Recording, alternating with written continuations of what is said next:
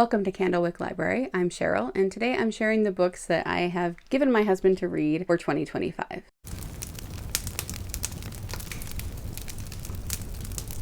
I did this in 2024 for the first time. I called it Doug's Half Dozen, and so I'm calling it that again this year. Doug was never much of a reader growing up, but he does really love stories. He has a great imagination. He's written books himself. In fact, they're right there. I've been trying to get him to read more for quite a few years, and the last few years he's been actively doing that himself. I asked him last year if he wanted me to give him 6 books I thought he would like to try to read throughout the year, and he did want me to. So I tried to pick from different genres last year. I picked a classic children's adventure with Treasure Island. That was the first one he read. He liked it, but he said that he didn't like it as much as he thought he would because he already knew the story, so it wasn't very exciting to him. And then I picked a children's adventure, Gregor the Overlander. However, he never got to that one. A classic children's fantasy, The Lion, the Witch, and the Wardrobe, but he did not get to that one either. And then an adult mystery, I gave him the Father Brown's Essential Tales, and he did not get to that either. I think he'll still like that if he ever gets to it because we did like the Father Brown TV show. Then for adult dystopian, I assigned 1984, and he sped through that in just a couple of days and really enjoyed it. Then he had an adult fantasy. He had Timeline by Michael Crichton, which I love, but he was just not into it. He was not enjoying it. It was taking him a long time to read. And I said, hey, do you want me to switch it out for something you'll probably like? And since you liked 1984, you'll probably like Animal Farm. And so I gave him that, and he did. He read that one in just a few days as well. So he read 3 of the 6 from last year. From that, I kind of learned that it's better to give him something that he does not know the story of, and that he seems to like dystopian or, shorter books that pack a punch. I took that into the planning for this year a little bit, but not completely, because I did want a wide range again.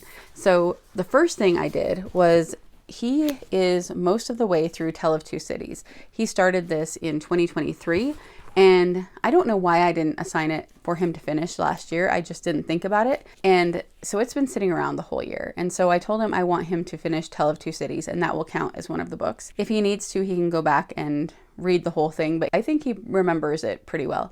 So he'll just finish that up. And then because of the fact that he liked 1984 and Animal Farm so much, I wanted another book that was similar to those. And Fahrenheit 451 by Ray Bradbury was one that came up a lot when I was searching for those kind of books. This is a book I will be reading this year as well for my American literature class. I've never read it before, so I don't know anything about it.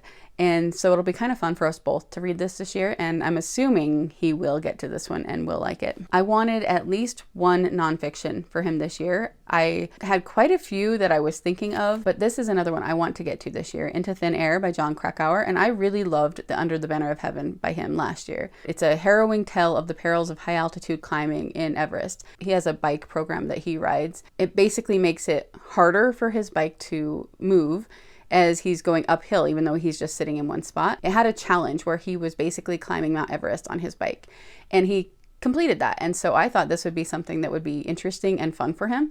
So we'll see. We'll see if he gets to that and if he likes it. Josh and Katri talked about The Invisible Man by H.G. Wells. It sounded interesting, and it's one I've been thinking about reading for quite a while. So I got it, and I thought, you know what? That one's pretty small, and it sounds like something that Doug would probably like. So I'm assigning The Invisible Man. And every Christmas Eve, we get new pajamas and new books. And for the non-readers in the family, that's always a little trickier to try to figure out what book I want to give them on Christmas Eve. And so I usually get books for Doug that are books I want to read as well, but I think he'd be interested in, but then he hardly ever reads them. A few years ago, I got All Quiet on the Western Front by Erich Maria Remarque. I got All Quiet on the Western Front. It says the greatest war novel of all time. I believe it's World War I. And I have not read this yet, but he hasn't either. And so I decided that I would assign this one. This may be one of the ones he doesn't end up getting to, but I think he would enjoy it. And then I can't remember if it was last year or the year before, I got him The Faithful Spy, which is like a graphic novel about Dietrich Bonhoeffer. And this year I got The Myth Makers, that's also by Jon Hendricks. And it's the same kind of thing where it's kind of like a graphic novel, but a little bit more text than normal. And I gave him the option for his 6th book to either read The Faithful Spy or The Myth Makers. And this tells the story of the friendship of C.S. Lewis and Tolkien. And so he chose this one. Those are the 6 books I assigned to Doug for 2025.